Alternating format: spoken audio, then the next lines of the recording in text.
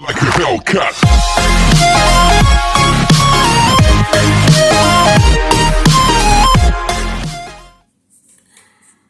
Drywall Magazine. I'm back with a better setup, and today we're going to talk about something I see a lot on the Facebook group, and it is starting a business. It is getting work. It is making your own money, being your own boss, which in turn actually sucks.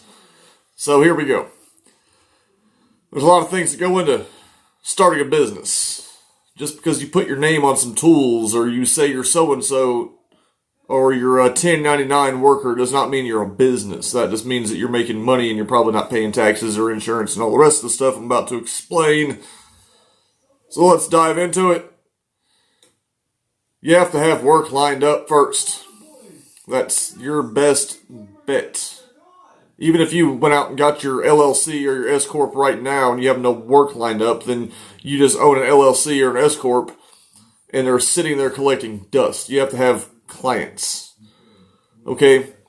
So, the LLC or the S-Corp is really, really important if you want to start a business. Okay?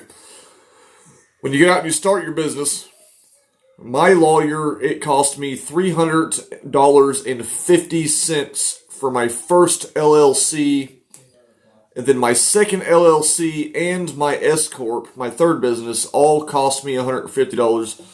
So, we're up to $600 just to have EIN number. It's your employee identification number. It's like the social security number of your business for tax purposes.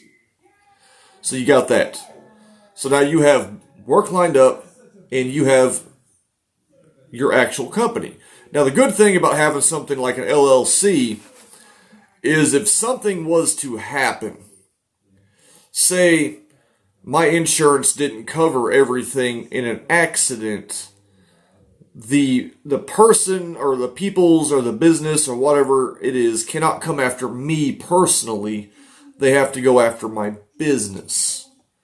Okay, that protects my house, that protects my truck, that protects my garage, my land, and my stuff. Not the company's stuff, my personal stuff. Now, I've never had this happen, but I've seen it happen a few times in this area to where somebody didn't have an LLC, they didn't have insurance, they didn't have work comp, and when the lawsuits were said and done, they did lose pretty much everything. So the LLC or the S-Corp or whatever you decide to get is like personal protection equipment for your company. And then once you go out and you start an actual company, you need to do other things. You need a business bank account, not just checking, but also saving. I'll get into that here in a minute. You need to find an accountant. Not just an accountant that works for you, because my accountant only works for me for about 4 hours a week, and that's what I pay for. You need an accountant that knows the tax laws, because the tax laws change very quickly. And my last accountant did not keep up with the changes, and it cost me. And it cost me big time when it came time to pay for taxes.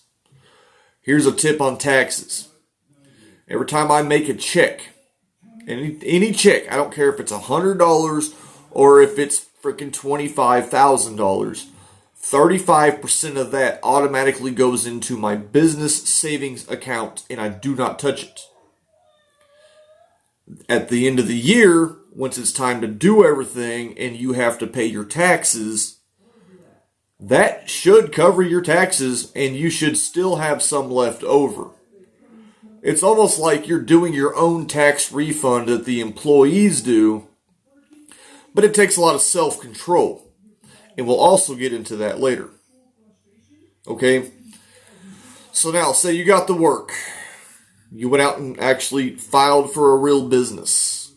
You've got your accountant. You have to have an LLC or an S-Corp to actually have a business account. And that's also really important. But then you also need business insurance and you need work comp. Now, the company I go through, they provide my liability, $2 million, also work comp.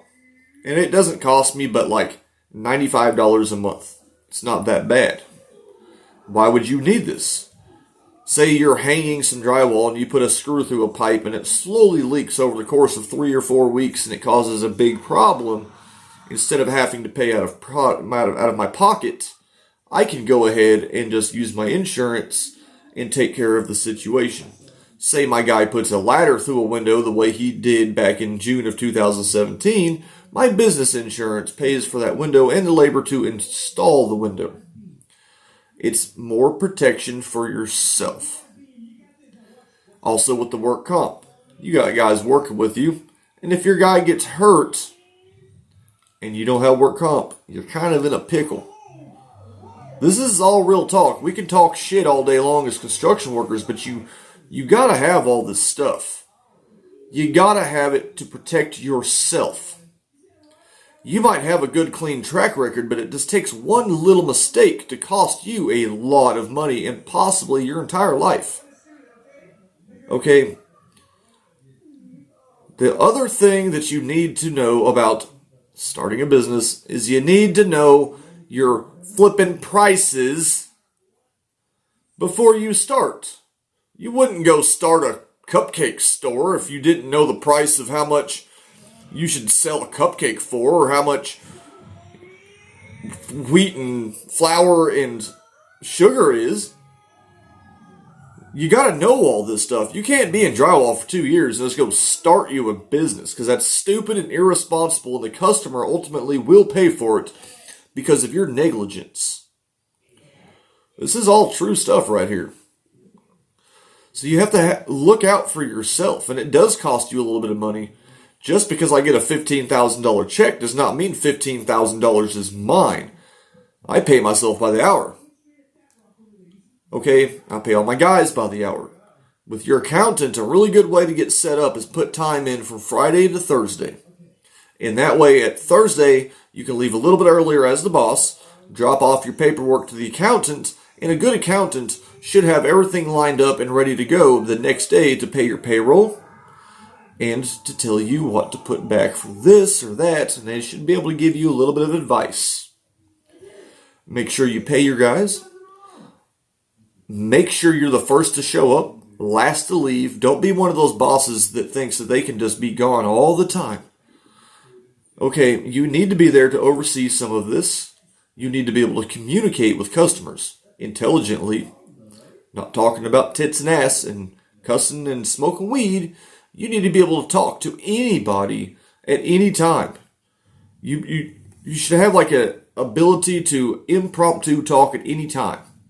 And if a customer asks you a question and you don't know the answer, you can either entertain them with some bullshit, or you can just say, well, I'm not sure at that time.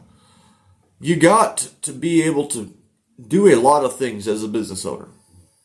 It keeps me up at night. It keeps me up on the weekends. It takes a bunch of my time. I seen a meme one time that said that business owners are the only people who will work 80 hours a week, so they don't have to work 40. And the other thing is profit.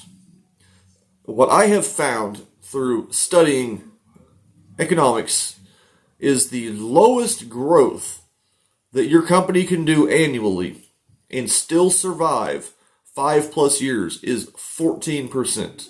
If it gets below 14%, then you start risking the chance of running out of money and losing your company. 14% to 50% that's about where you need to be to grow your business monetarily. Now, I like to grow my business personally at about 25%, and it has done me very good. And what that means is for every $10,000 you make that you spend, basically, you're making an additional $2,500. So for every $10,000 you have in 1 year, it should grow by $2,500. That's personally how I like to do this. So that's how you run a business. That's how you start a business. That's how you can become successful at the business.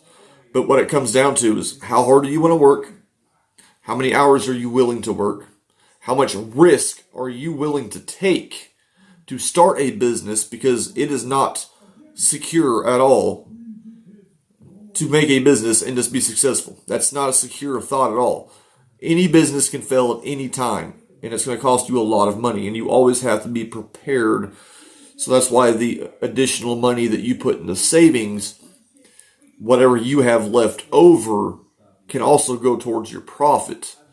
Or you can keep it in there for next year's taxes and be about where I am right now with the money that I needed for my taxes I already had at January 1st of this year. So that's just some stuff for you guys to think about. It's kind of a long video.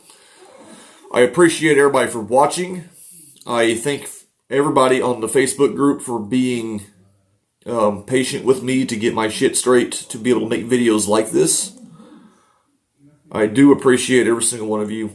Congratulations, Jason Barker, for your Drywaller of the Year 2020 award. I will be sending that out later this week. You're going to be pleasantly surprised, I hope. Hope everybody has this a really great day. Stay safe, and I will see you guys next time. Thank you.